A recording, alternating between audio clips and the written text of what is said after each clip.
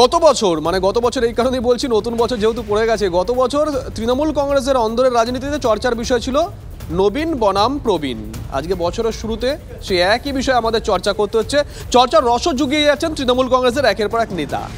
সঞ্জয় বক্সি উত্তর কলকাতার একসময় প্রভাবশালী নেতা ছিলেন, তিনি কার্যত এখন তৃণমূল কংগ্রেসের সাইড লাইনে চলে গেছেন। তার স্ত্রী স্মিতা বক্সি, তিনি বিধায়ক ছিলেন, তিনি কাউন্সিলর ছিলেন, বড় চেয়ারপারসন ছিলেন, তিনিও সাইডে চলে গেছেন এখন।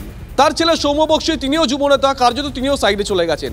তার এলাকায় দাঁড়িয়ে কুণাল ঘোষ একটি মন্তব্য করেছেন অত্যন্ত গুরুত্বপূর্ণ এই নবীন প্রবীণ দ্বন্দ্ব নিয়ে। তিনি বলছেন, কুণাল ঘোষ মন্তব্য করছেন, পুরনোদের মধ্যে যাদের আরও সামনে আসা উচিত আনতে হবে। শুধু মুখে পুরনোদের কথা, অথচ কিছু পুরনো পিছনের সারিতে থাকবে। পুরনো বলতে শুধু ৩-৪ জন, তা কিভাবে হয়? কি ইঙ্গিত করলেন কুণাল ঘোষ? তা নিয়ে কিন্তু চর্চা ইতিমধ্যেই শুরু হয়ে গেছে। ঠিক কি বলেছেন শোনাই আগে। মমতাদি যখন তৃণমূল কংগ্রেস গড়েছিলেন, তার রাজ্য সভাপতি যেমন হয়েছিলেন সুব্রত বক্সি, তেমনি সঞ্জয় বক্সি তিনি কিন্তু তৃণমূল যুব কংগ্রেসের প্রথম রাজ্য সভাপতি। মমতা বন্দ্যোপাধ্যায় আজকের সঙ্গী নয়, পুরনো চাল ভাতে পারে মমতাদি বলে রেখেছেন। আমরা মুখে বলবো পুরনোদের, আর যারা সত্যিকারের তৈরির সময় থেকে সঞ্জয় বক্সির মতো লোকেরা, সেই মানুষেরা তারা পিছনের সারিতে চলে যাবেন। তাহলে পুরনো বলতে কারা? তাহলে কি পুরনো বলতে ৩-৪ জন শুধু? এভাবে হয় নাকি? মানে শুধু কুণাল ঘোষ এখানেই থামেননি, তারই দলের বেশ কিছু পুরনো ব্রিগেডের নেতা, তাদের উদ্দেশ্য কয়েকটা কথা বলেছেন তিনি। অনেকেই বলতে পারেন কুণাল ঘোষ অ্যাডভাইস দিয়েছেন, অনেকে আবার বলতে পারেন কুণাল ঘোষ খোঁচা দিয়েছেন। কি বলেছেন কুণাল ঘোষ শোনাই। মমতাদিকে বারবার কুৎসা করছে, সেখানে আমাদের কয়েকজন আমরা অ্যাটাক করছি। বাকি নেতারা যারা ক্ষমতার কেন্দ্রবিন্দুতে আছেন, যারা সকাল বিকেল মমতাদির সঙ্গে থাকেন, তারা কি আঙুল চুষছেন? তারা কেন শুভেন্দুকে চোরটাকে চোর বলতে পারছেন না? তা একাধিক এরকম কয়েকজন সিনিয়র লিডার আজ 1 জানুয়ারি শপথ নিন যে শুধু বিভিন্ন দিকে ভালো সেজে না থেকে অ্যাগ্রেসিভ ওয়েতে যাবে। আমি সরকারের সমস্ত সুবিধা নেব, একাধিক পদ নিয়ে বসে থাকবো, আর আমি গোল গোল গোল গোল ন্যাকা ন্যাকা বক্তৃতা দেবো, এসব হতে পারে না। ফিরহাদ হাকিম তিনি কি বলেছেন শোনাবো। মমতা ব্যানার্জি তো তাদেরকে কারা ছিল ইলেকশনের দায়িত্বে, কেন মামলার উপর ডিপেন্ড করতে হচ্ছে? মমতা ব্যানার্জির মতো মুখকে বিক্রি করতে পারেন না জনতার দরবারে, মার্গো সাবান বিক্রি করতে গেছে। যা কারচুপি করুক শুভেন্দু অধিকারী, কেন তারা পারেননি করতে? কারা ছিলেন দায়িত্বে? তাদের হাতে রাজ্যে দল নিরাপদ হয় নাকি কখনো? সবাই আছেন। দেখুন, সবাই তার ইলেকশনে জিততে পারেন, অনেক ইলেকশনে হেরে যায়, অনেক সময় স্ত্রী দাঁড়ায়।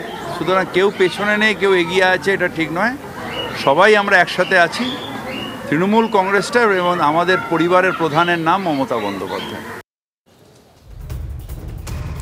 সৌরভ গুহ আমাদের সঙ্গে রয়েছেন, আমাদের সহকর্মী। যাব সৌরভের কাছে। সৌরভ, মমতা বন্দ্যোপাধ্যায় যখন বলছেন সকলকে নিয়ে চলতে হবে, তখন কুণাল ঘোষ তো একেবারে খোঁচা দিয়ে যাচ্ছেন দলের নেতাদের।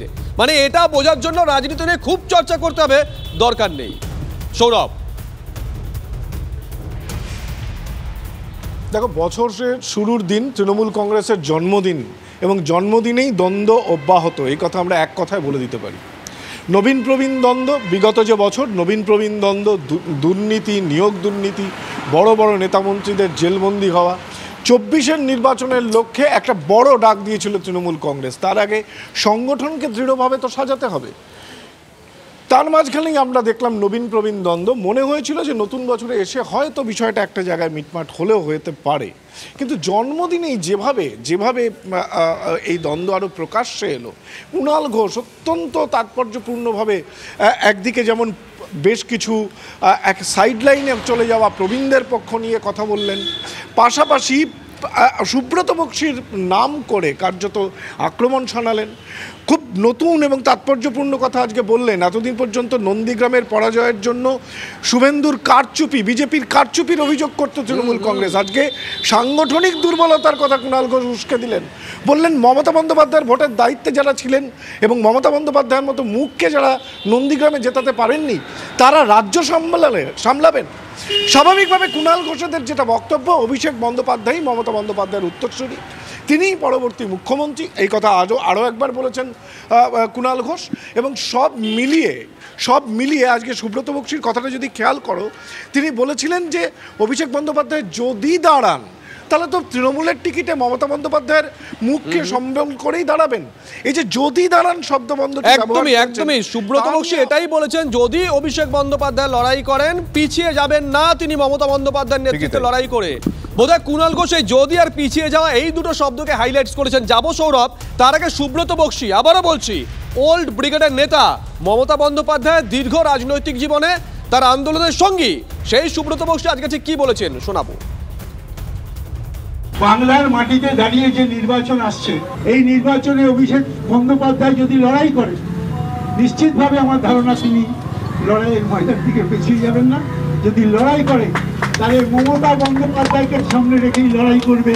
আপনাদের বৃথা চেষ্টা, তৃষ্ণা মেটাবার পাত্রে জল ঢালি, আপনারা চেষ্টা চালিয়ে যান দল ভাঙন ধরানোর জন্য, কিন্তু মনে রাখবেন এ ভাঙন আপনারা ধরাতে পারবেন না। ঐক্যবদ্ধ নেত্রী যিনি আছেন মমতা বন্দ্যোপাধ্যায়, আমাদের সাধারণ সম্পাদক যিনি আছেন, একত্রিত লড়াই করে বাংলার বুক থেকে বিজেপিকে ঠেকিয়ে দেবে, এই প্রত্যাশা আমাদের আছে। কুণাল ঘোষ, ওই যে বলছিলাম যে সুব্রত বক্সীর দুটো শব্দকে তিনি হাইলাইটস করেছেন সাংবাদিক বৈঠকে, ঠিক কি বলেছেন তিনি শোনাই।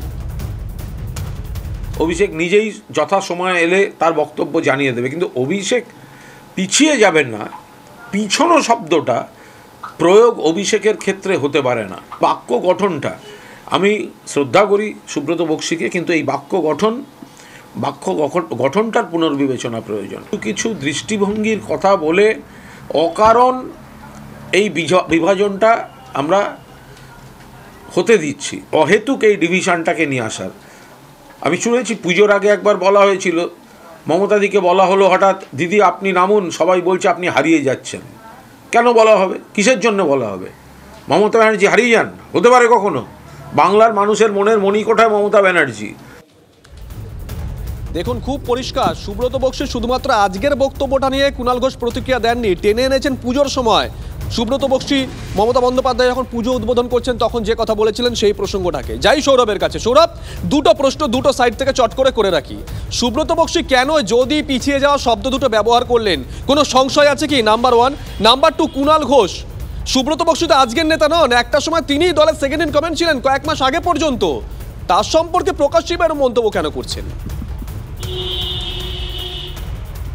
একেবারেই দেখো, এইটা কথাটা কিন্তু খুব সত্যি কথা যে অভিষেক বন্দ্যোপাধ্যায় এই যে ধরো পঞ্চায়েত নির্বাচনে তার যে নবজোয়ার যাত্রা, এটা যে কেউ স্বীকার করবে যে সেই নবজোয়ার যাত্রাই কিন্তু যাবতীয় দুর্নীতির অভিযোগে বলা যায় যে কাঠগড়ায় দাঁড়ানো শাসক দল, তার যে কাউন্টার ন্যারেটিভ কেন্দ্রীয় বঞ্চনা, এই কেন্দ্রীয় বঞ্চনার অভিযোগকে সামনে রেখে সেই পঞ্চায়েত নির্বাচনের বৈতরণী কিন্তু অভিষেক বন্দ্যোপাধ্যায় পার করেছিলেন।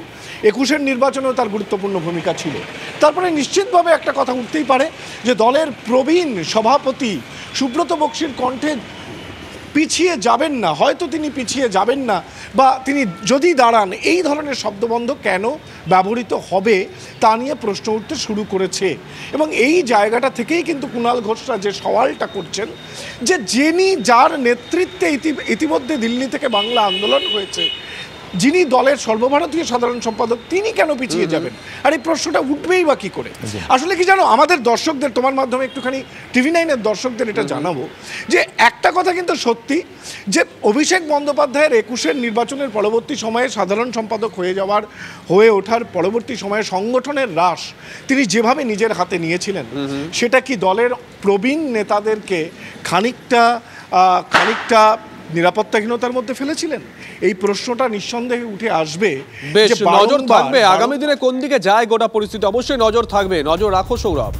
আর এই নবীন প্রবীণ দ্বন্দ্ব, তার মধ্যেই আরও ইঙ্গিতপূর্ণ মন্তব্য করেছেন কুণাল ঘোষ। তিনি বলছেন মমতার পর তো অভিষেক, ওকে দল চালাতে দিন, আমরা ওদের মাঝে ঢুকছি বলেই যত গন্ডগোল হচ্ছে। কি বলেছেন শুনবো। অকারণ প্রবীণ নবীন এসব না তুলে মমতাদি মাথার উপর আছে, অভিষেককে তার পরের জায়গাটা সুস্থভাবে দলটা চালাতে দিন। মমতা ব্যানার্জির নাম ছাড়া একটা নাম বলুন তৃণমূলের ইতিহাসে ঘর বাড়ি ছেড়ে এতদিন রাস্তায় পড়েছিল। তাহলে তার কি কি অভিজ্ঞতা হলো, তার কি কি পরামর্শ, সেগুলো তো কাজে লাগানো উচিত। মমতাদি আর অভিষেকের মাঝখানে আমরা ঢুকছি বলে এই গন্ডগোলগুলো বাজছে। আর কয়েকজন হয় দিদির কাছে ভালো সাজা, নয় অভিষেকের কাছে ভালো সাজা, এই করতে গিয়ে জিনিসটা হচ্ছে।